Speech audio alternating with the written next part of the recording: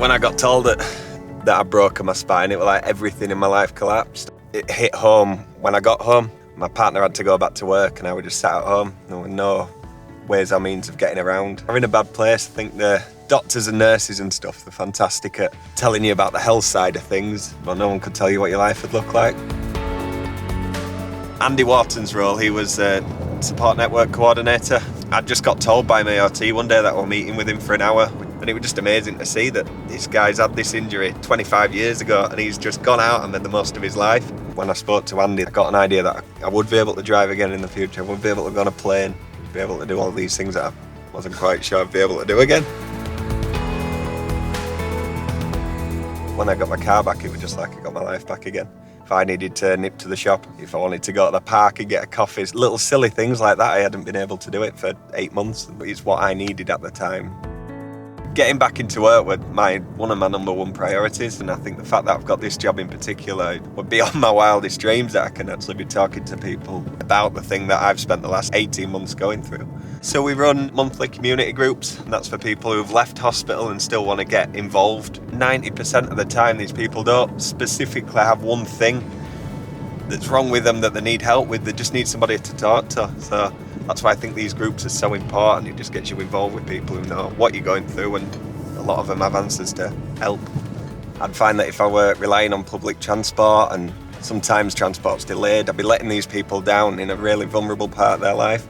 So the fact that I can jump in this car, I can get to where I need to get to quickly and efficiently, it just works better for my job. When I came to get in the car, it started off, there were a lot of paperwork to do, Motability and PIP forms. After that, I got booked in for a driving assessment, which was at the William Merritt Centre in Leeds. I hadn't sat in a car up until that point. I wasn't sure if I need hand controls or what adaptations I would need, so they weren't testing me on my capabilities. They just wanted to know that I was safe behind the wheel. The test probably lasted 45 minutes. We just drove around the block, practiced some emergency stops, and that's when he told me he was happy with what I was doing. I was over the moon then, and then the paperwork had started to come through as well, so I was able to apply for a car. I had no idea how the experience were going to go going into these different garages, but I was surprised. All of them are so professional with it. They have specialist people who are trained in Motability that know it completely inside and out, and I just had the best experience, and I were actually surprised how quick it happened. I sort of walked in the dealership and I was like, I like that car, and the dealership's like, is that the one you want? And I was like, yeah. He's like, right, we'll bring your ID and your passport next week and get it ordered. And it was genuinely as easy as that. I couldn't believe it when I drove it out a few months later that's all it took.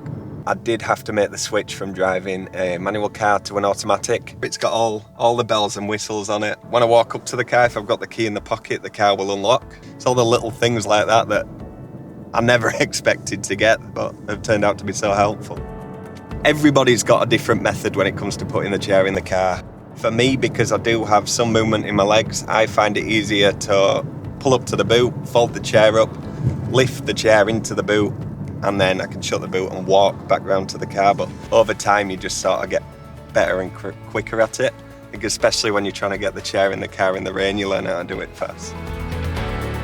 I think with spinal cord injury, every injury is so different, but you would be surprised by the amount of people who you wouldn't think had a chance of driving, that there is adaptations out there that allows people to drive. What I say to everybody that I speak to is, don't be disheartened, go for the driving assessment and see what they have for you, because you will be surprised.